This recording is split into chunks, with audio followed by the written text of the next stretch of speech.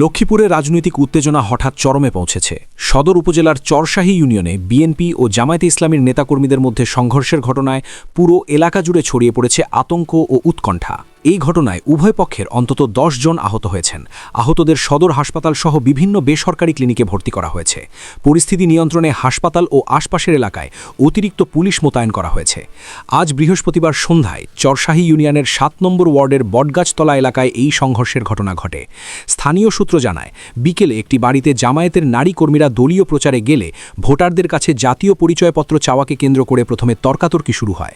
এক পর্যায়ে তা হাতাহাতিতে রূপ নেয় এবং পরে দুই পক্ষের নেতাকর্মীরা সংঘর্ষে জড়িয়ে পড়েন। প্রত্যক্ষদর্শীরা জানান, এ সময় বিএনপির কর্মী রাসেল ভুইয়া ও জামায়াতের যুব বিভাগের নেতা আব্দুর রহমানের মধ্যে তীব্র বাগবিতণ্ডা হয়। এক পর্যায়ে আব্দুর রহমানকে মারধর করা হলে পরিস্থিতি দ্রুত নিয়ন্ত্রণের বাইরে চলে যায়। খবর ছড়িয়ে পড়তেই উভয় পক্ষের নেতাকর্মীরা ঘটনাস্থলে জড়ো হন এবং সংঘর্ষ আরও তীব্র আকার ধারণ করে।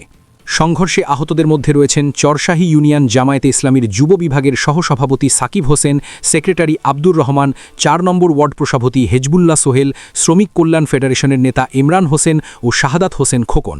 বিএনপির পক্ষ থেকে আহত হয়েছেন কর্মী রাসেল ভুইয়া ও কামাল হোসেন সহ আরও কয়েকজন। এই ঘটনায় প্রতিবাদে রাত 8:30টার দিকে জামায়াতের নেতাকর্মীরা শহরে মিছিল বের করেন। মিছিলে বিএনপির বিরুদ্ধে বিভিন্ন স্লোগান দেওয়া হয়। পরে সংঘর্ষের খবর পেয়ে রাতে অতিরিক্ত পুলিশ সুপার প্রশাসন ও অর্থ হোসাইন মোহাম্মদ রায়হান কাজেমি সদর হাসপাতালে গিয়ে আহত ও সংশ্লিষ্ট ব্যক্তিদের সঙ্গে কথা বলেন। এ সময় হাসপাতাল চত্বরে উভয় পক্ষের নেতাকর্মীরা জড়ো হয়ে পাল্টাপাল্টি স্লোগান দিলে নতুন করে উত্তেজনা ছড়িয়ে পড়ে। চন্দ্রগঞ্জ থানার ভারপ্রাপ্ত ওসি মোর্শেদ আলম বলেন, ভোটারদের কাছ থেকে জাতীয় পরিচয়পত্র চাওয়াকে কেন্দ্র করে প্রথমে তর্কবিতর্ক এবং পরে মারামারির ঘটনা ঘটে। এতে বিএনপি ও জামায়াতের কয়েকজন আহত হয়েছেন। বিষয়টি তদন্ত করে প্রয়োজনীয় ব্যবস্থা নেওয়া হবে। এ ঘটনায় দুই পক্ষই একে অপরের বিরুদ্ধে পাল্টা অভিযোগ তুলেছে। জেলা জামায়াতে ইসলামী সেক্রেটারি আশরাফুল রহমান হাফিজুল্লাহ দাবি করেন, পরিকল্পিতভাবে বিএনপির নেতাকর্মীরা তাদের উপর হামলা চালিয়েছে এবং জাতীয় পরিচয়পত্র চাওয়ার অভিযোগ সঠিক নয়। অন্যদিকে জেলা বিএনপির যুগ্ম আহ্বায়ক হাসিবুর রহমান বলেন, জামায়াতের নেতাকর্মীরা ভোটারদের কাছ থেকে এনআইডি সংগ্রহ করছিলেন বলেই এই সংঘর্ষের সূত্রপাত। এলাকায় চরম উত্তেজনা, পরিস্থিতি নিবিড় পর্যবেক্ষণে আইন শৃঙ্খলা বাহিনী।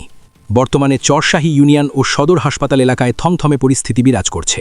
যে কোনো অনাকাঙ্ক্ষিত পরিস্থিতি এড়াতে পুলিশ টহল জোরদার করা হয়েছে। রাজনৈতিক উত্তেজনার এই ঘটনাটি স্থানীয় পরিস্থিতিকে কোন দিকে নিয়ে যায় সেদিকেই তাকিয়ে এখন পুরো লক্ষ্মীপুর। আপনি দেখছিলেন এনএলবি নিউজ। সাথে থাকার জন্য ধন্যবাদ। পরবর্তী আপডেট জানতে এখনই সাবস্ক্রাইব করুন আমাদের চ্যানেল। ধন্যবাদ।